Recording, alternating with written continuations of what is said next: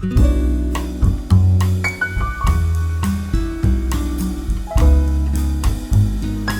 or he goes d4. Right. There you go.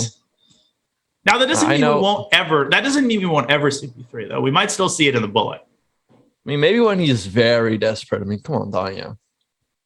This is a mistake by Wesley. You should have gone d3. And so he's going to regret a3, d5, and e3 by Wesley. Interesting. So Hikaru had a lot of games here in the St. Louis Rapid and Blitz where literally everyone tested him in this variation, but they all played the move bishop g5 instead of e3. This is a bit more conservative by Wesley because the bishop on c1 is passive, but he has some structural advantage because Black played the move b6. If that pawn would be on b7, Black's pawn structure would be very solid, but now the c7 pawn, or if it were to move to or the c5, now he has to deal with the hanging pawns. And the point is, if d takes c5, then Hikaru takes the bishop first and then recaptures. Obviously not. Well, he can even recapture immediately because White has to stay anchored to this bishop. Wesley going b3, preparing to fianchetto. And, there's a lot of tension here in the center. My question would be who flinches first? Does White take on c5 first? Does Black is very unlikely to take on d4 anytime soon and yield that square. Right, yeah. I think, b3 is a very nice move. It also stops c4 from White, and there's your answer. He goes, was wrong. Takes d4. I don't like that move, to be honest. But the thing is that Hikaru is up a little bit in development. White still has to get castled, so maybe he can get active really fast with the knights. Yeah, maybe he wants knight e4 here. I can understand it if he wants something very concrete, like knight e4. Yeah. And of course, if you take that knight, that bishop's going to be staring at f1 and not letting you. I mean, knight e4, White's going to go queen c2, of course. Yeah, he's not going to touch that knight. Not a huge fan of Hikaru's position. The eval bar is still showing approximate equality, and it's probably due to knight e4. He goes queen c8, offering a queen trade. That move. I mean, although, again, in the endgame, he has the one open file on the board, but, I mean, he doesn't have any concrete ideas. King e2, rook c1. No, king e2, knight b3. Oh, amazing. Let me show that really fast. If king e2, great tactical eye by you. Knight takes b3. And if knight takes b3, rook comes into c2, takes the bishop. Black is up upon Wesley on top of it. And he goes rook to d1. Rook to d1. Very nice move because knight d3 check was also threatened.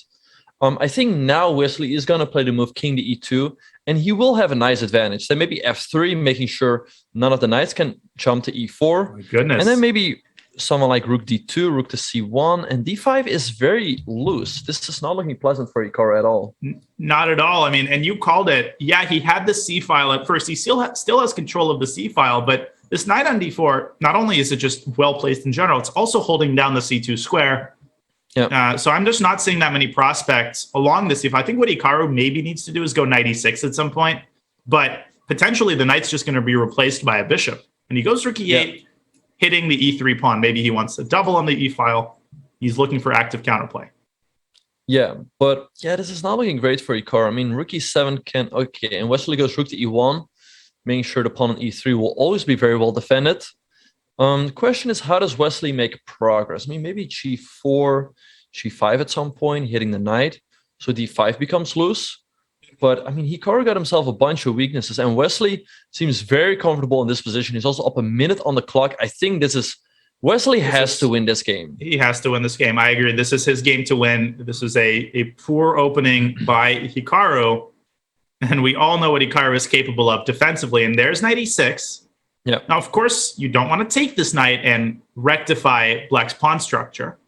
You want to leave this knight on d4, but how do you prepare? I mean, currently, Hikaru kind of wants knight takes d4 and rook c2. It's not really a threat because of rook d2, though.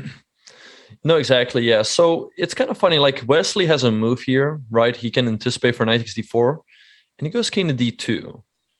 Interesting. Knight to d7, Hikaru circulating his knights around.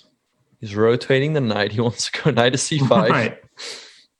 Rotating it flat on the board. And if Wesley just goes b4 casually, this is a very common mistake. It's very instructive because you say, I got the c5 square, but the medicine is worse than the disease because now the knight comes into e5. And then again, you could say, wait a second, I win the knight. No, you don't. Knight Yep. c4, intermezzo, and black is in great shape. So you got to be very careful. Wesley sticking his own knight on b5. Yep. And maybe he And wants b4 now. Right, b4 now makes sense because there's no... Sorry. Rook c1. Knight But wait e5. a second. What if knight c5? Knight c5. Maybe he has to go rook c3. Ugh.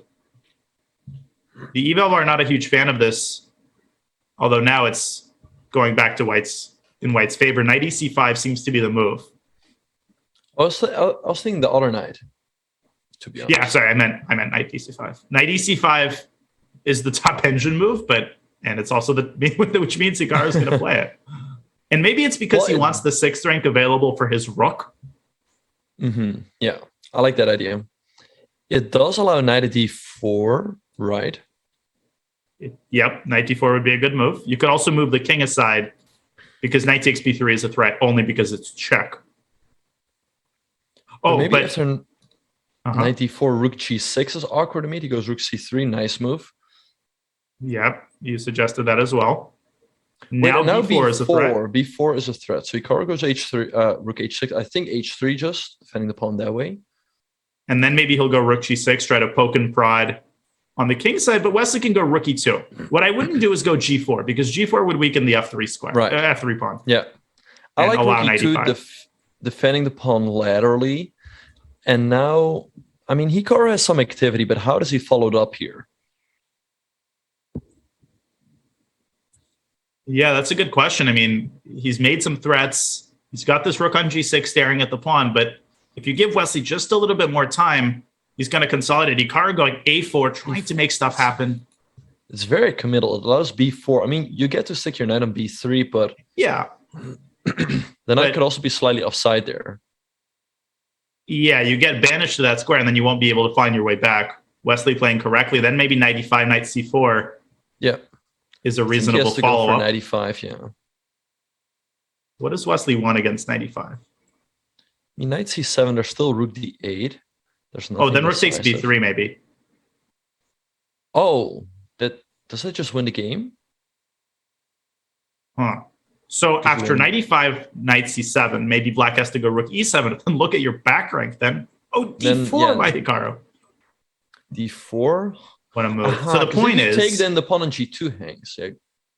Right. If you play e takes d4, black takes on e2. And one very important thing, rook c8 is not checkmate because of knight f8.